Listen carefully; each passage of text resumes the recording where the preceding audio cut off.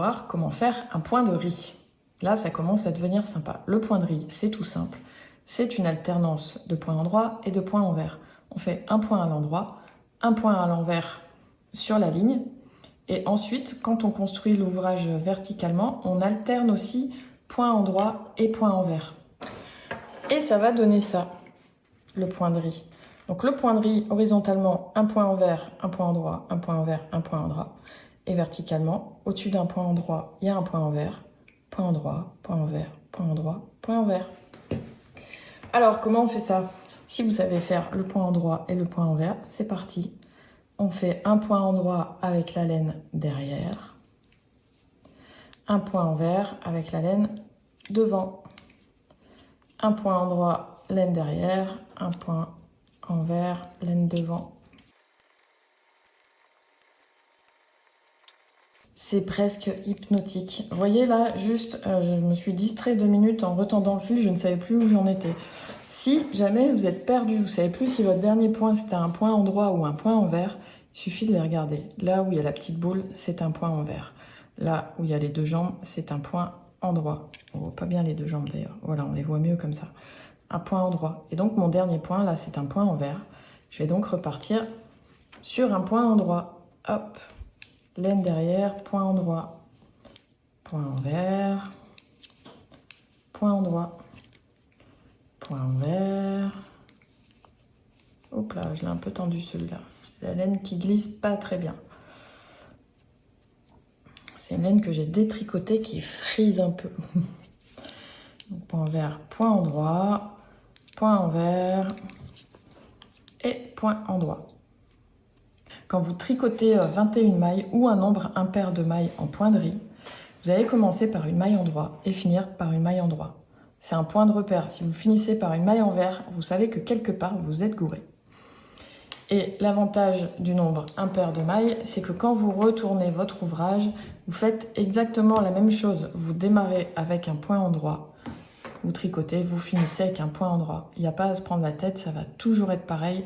C'est pour ça que le patron que je vous mets à télécharger, il est top parce qu'il va vraiment vous apprendre à tricoter dans le sens où les lignes vont se répéter les unes après les autres. Ça peut paraître un peu chiant comme ça, mais moi ce que j'aime dans le tricot, c'est qu'il y a un côté méditatif. Et puis là, si vous êtes en train d'apprendre le tricot, eh ben ça va vous permettre de répéter. C'est comme le piano, c'est comme la musique, de répéter les gammes. Point endroit, point envers, point endroit, point envers. Mais donc, dans le point de riz, quand vous avez tricoté une ligne, quand vous retournez votre ouvrage, il faut alterner les points. Donc on voit ici, le premier point est un point envers. On le repère à la petite boule. On va donc commencer par un point endroit et continuer à alterner.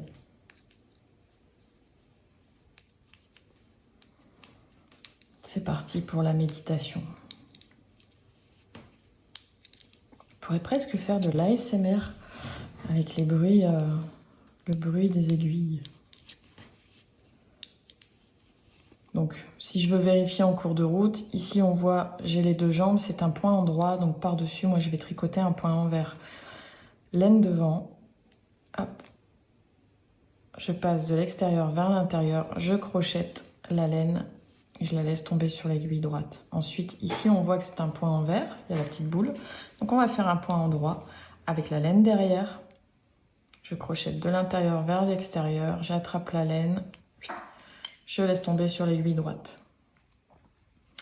Et on continue. Ici, on fait une maille envers, je dis bien, avec la laine devant. Hop. Maille endroit avec la laine derrière. Hop, et nous voilà avec notre joli point de riz. Donc on voit bien que ça alterne maille endroit, maille envers, aussi bien horizontalement que verticalement. En fait, le point de riz, on construit un damier. Le point de riz, ce qui est sympa, c'est que déjà, je trouve que visuellement, il est joli. C'est un peu graphique. Et en fait, ça va épaissir le projet, étant donné que c'est un coup une boule avec la maille envers et un coup un point plus plat, mais qui fait une boule derrière, finalement. Parce que quand vous tricotez une maille endroit d'un côté, ça donne une maille envers de l'autre côté. Et du coup, c'est comme si ça faisait un projet qui avait double épaisseur. Et pour tricoter des vêtements d'hiver, et ici je tricote avec la laine Drops Snow, qui est assez épaisse quand même, je la tricote en 9 mm, et ben ça vous donne des projets qui sont vraiment très très chauds.